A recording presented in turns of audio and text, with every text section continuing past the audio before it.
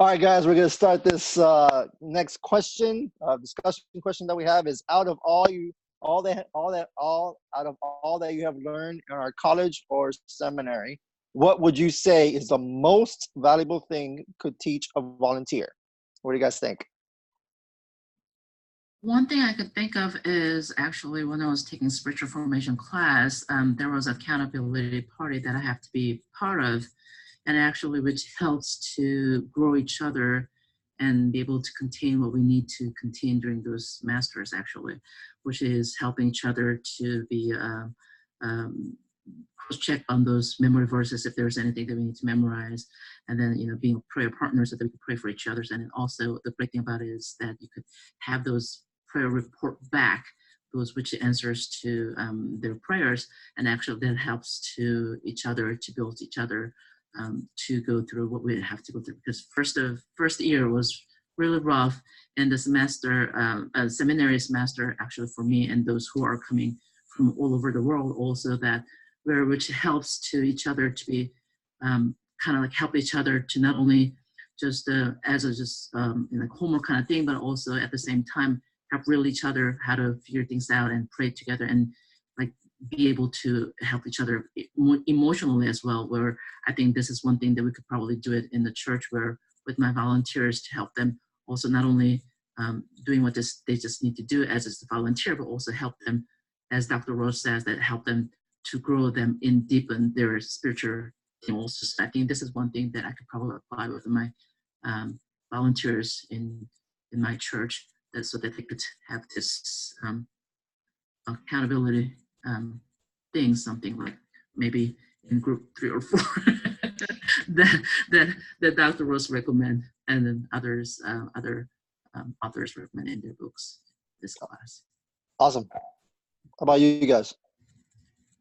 All right. Well, since this is my first class with Southwestern, I have to draw from this class that we're taking, and the very first class that Dr. Ross taught, he laid a foundation of with his theology of the supremacy of Christ, and as I've explored that more and have become a little bit more familiar with that kind of thinking, inviting ourselves to be, or making ourselves at the center of Jesus's life instead of asking him to be at the center of our lives. It changes your heart, changes your perspective.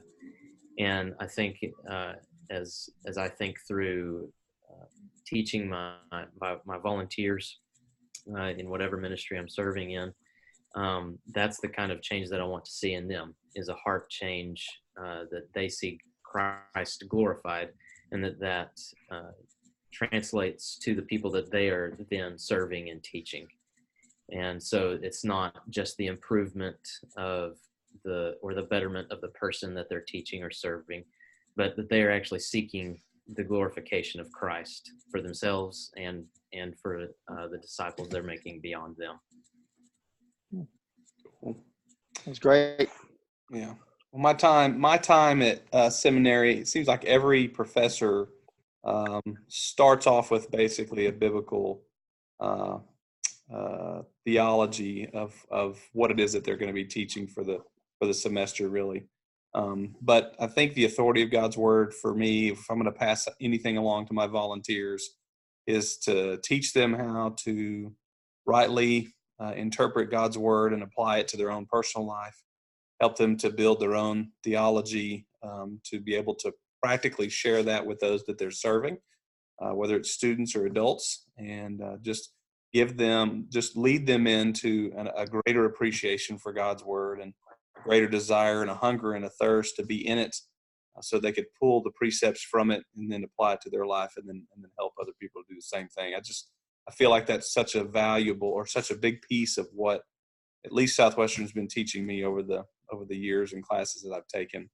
And so to pass that along is something that's extremely important in the lives of all believers, volunteers or not, I think would be significant.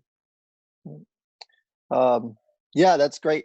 For me, I think I'm going to just look at what Jesus pretty much did throughout the Bible. He had his time with with his father when he was alone, but when he wasn't alone, he always brought his disciples with him everywhere he went. And as he went everywhere, he showed his disciple through action on what to do. And I think as leaders, the best way that we can do it besides God's word is go out there and bring those leaders, volunteers with us in whatever activity that we're doing, in order to show them this is what you guys are going to be doing every single day when you come to serve in the ministry, or if you're going to be in an outside activity.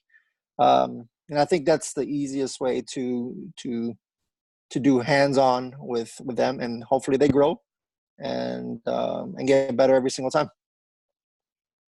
Great. All right. Anything else?